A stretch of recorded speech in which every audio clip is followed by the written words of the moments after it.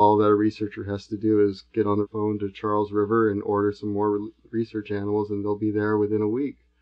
So it was because of that that we started employing arson.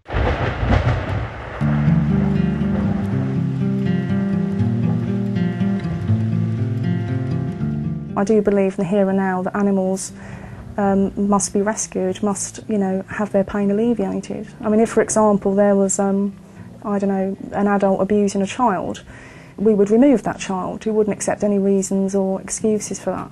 And I just use the same theory, the same tactic to animals. In my view, laws are not set in stone, and laws throughout the decades have been altered by public consensus, public protest, and I don't believe that you can ever challenge a law without the use of direct action.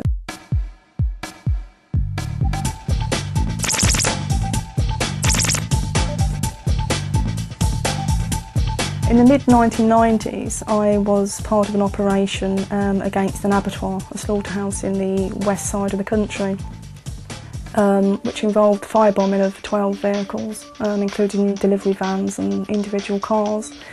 We also broke into the abattoir itself and set fire to the interior of the premises, and I was arrested and charged and imprisoned for that offence.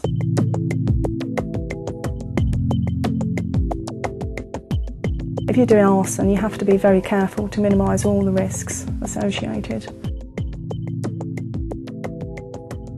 Preparation and reconnaissance took us about a month and a half, 2 months.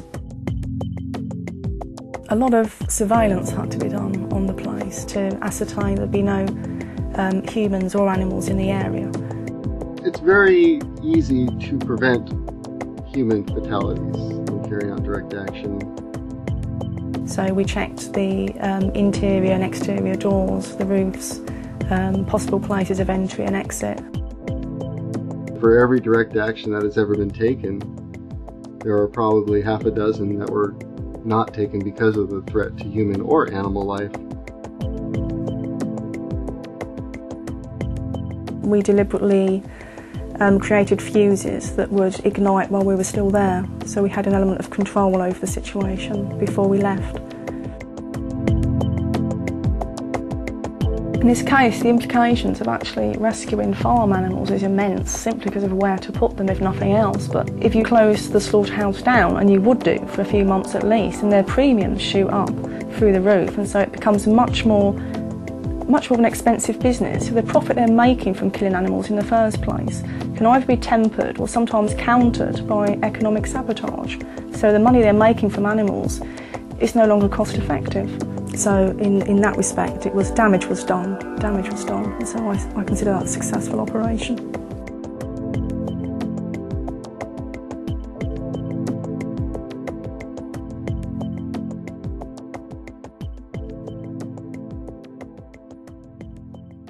You have to ask yourself, why are some of these groups going to these extremes? And I think in general, when you feel as an individual that you can't get your message out, that nobody's listening, that you're not treated with any seriousness when you raise an issue, you're going to get frustrated. And that frustration is going to lead to something else. Repeatedly in the last 20 years, I've seen coverage of environmental issues and animal abuse issues only because somebody broke the law and expose them. A lot of the high-profile campaigns, certainly from the 80s onwards, were born as a result of the animal rights direct action movement, whereby the ALF, for example, broke into laboratories and brought out footage and documents and brought it to the public attention. The media owes it to American citizens to show them what is really going on in the laboratories. If there's nothing wrong with it, why is it so hard to get the images on camera? Why is it so impossible to show these images in mainstream television?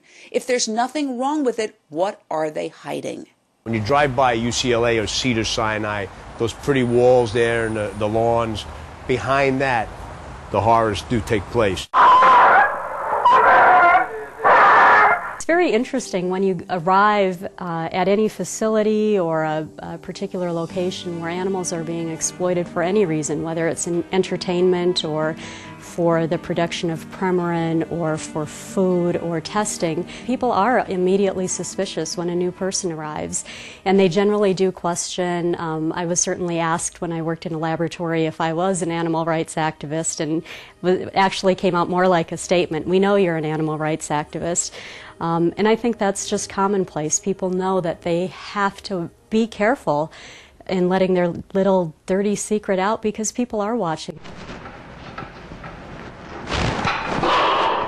To obtain a position in any given field as an investigator, the easiest course is always the best, and there's no need to fabricate information on a resume, at least in my experience. I omitted that I worked for PETA, certainly, because nobody's going to be letting PETA come in the door.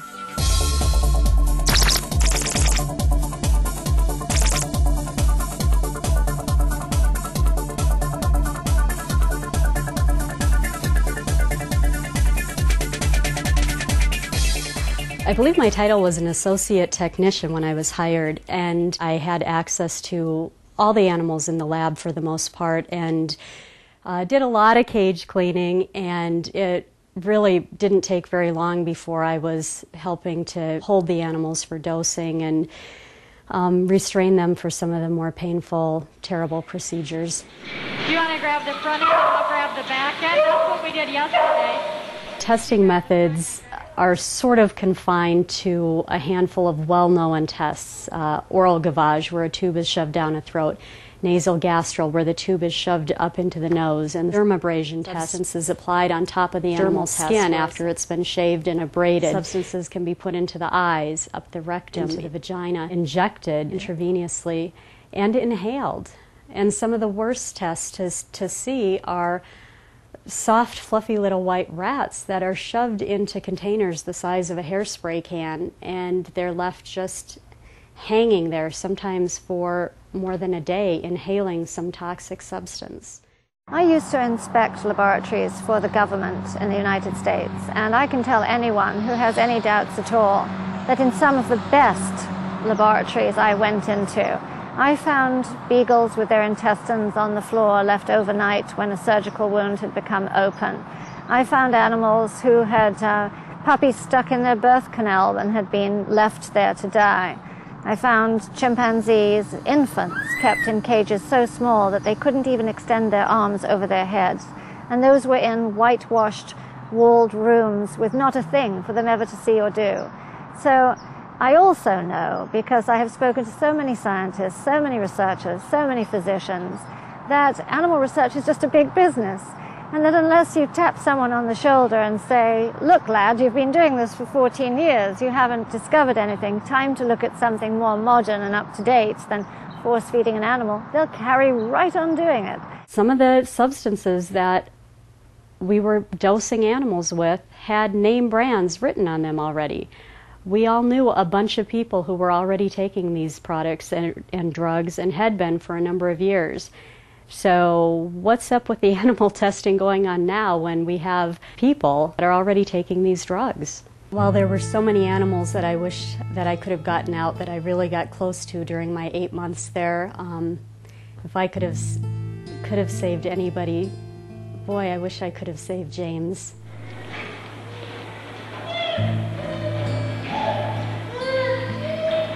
James was a primate that was so unlike the other primates in a lot of respects. The animals, the primates that are there, some are bred either nationally or internationally, and some are actually still wild caught. He came from China through a broker in North Carolina, ended up at the lab, and immediately, the first time I met him when I went into clean, I knew he was different than all the other primates. He just really connected with me, and I connected with him. And I remember that day feeling, when I left work that day, like I finally had a friend in the laboratory, which probably sounds corny on some levels, but the other primates are obviously terrified. And James was too, but the other primates would run to the back of the cage and shriek and try to get away from people. And as soon as I just gave James a few seconds of my attention outside of his cage, he just reached out for me right away. It was as if he was really accustomed to people. Over the course of the next several weeks, I really spent a lot of time, as much as I could, with a busy workday with him, and he would eat orange pieces out of my hands, and on more than one occasion when I was kneeling in front of him, he would reach out and start grooming my eyebrows and sort of tugging out the bonnet over my hair because he wanted to, you know, perform what his species perform, which is the natural grooming of family members.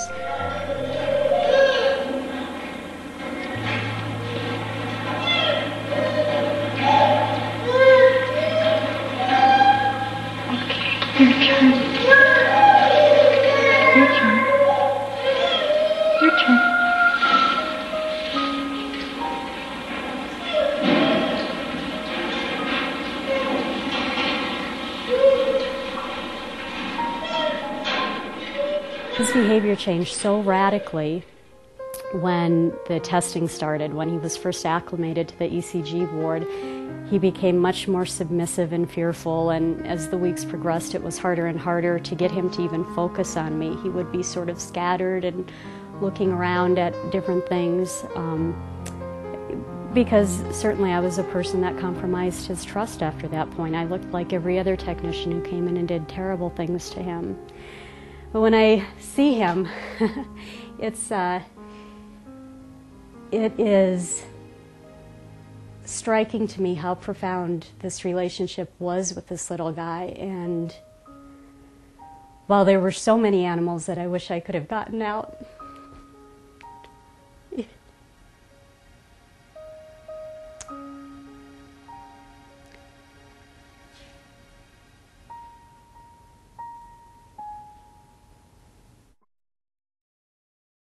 My name is Dr. Jerry Vlasic, and I'm a trauma surgeon working in the Los Angeles area. My job is to take care of patients that come into a major trauma center that have been injured, maybe in a major car accident, or perhaps have been shot or stabbed.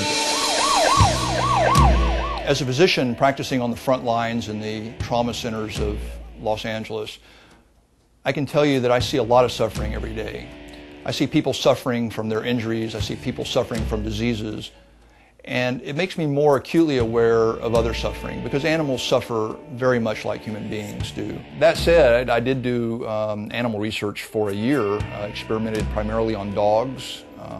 Our project was to try to develop an example of hardening of the arteries in dogs. All of our efforts to produce hardening of the arteries in dogs were frustrated because dogs are carnivores and they don't get hardening of the arteries like human beings do. We would feed the dogs pure cholesterol, and then we would scrape up the inside of their arteries and try to give them hardening of the arteries, and it just never happened. As far as I know, it hasn't ever been done today.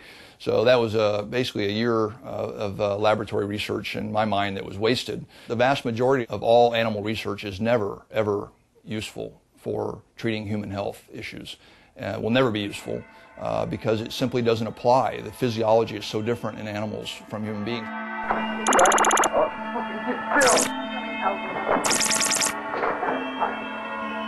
haven't got the patience today, I really haven't. Now settle down. I'll shut up. Well, shouldn't sit back too far, it's just when you're We always used to joke about the fact that, what are we doing with these animal studies? I mean, why are we studying animals? I mean, this doesn't tell us anything about what's going on with human beings. So there was always kind of a feeling that anyone that was doing an animal study was really sort of not really making a contribution. It was a way of maybe making a living, but it really wasn't something that we would use. I mean, I would never take a study that was done on animals and use that information to treat a patient. No matter how many rats and mice and rabbits and dogs and non-human primates a drug is given to, ultimately it's given to that first human being. And we know that we can't really extrapolate the results from non-human animals into human animals, so whoever the first human is that takes that drug really is a human guinea pig. I don't know any doctor that ever used, any practicing doctor that ever used information that came out of an animal study to do anything, or would use that to justify anything that he did with a patient. In the 21st century, we have much more modern and efficacious techniques for testing drugs and for doing other medical research. I'll shut up. Well, I shouldn't sit back too far. He's pissed everywhere. You better shut up. Fucking sit still. It's ridiculous to think that we're depending upon a research method, that is, animal research,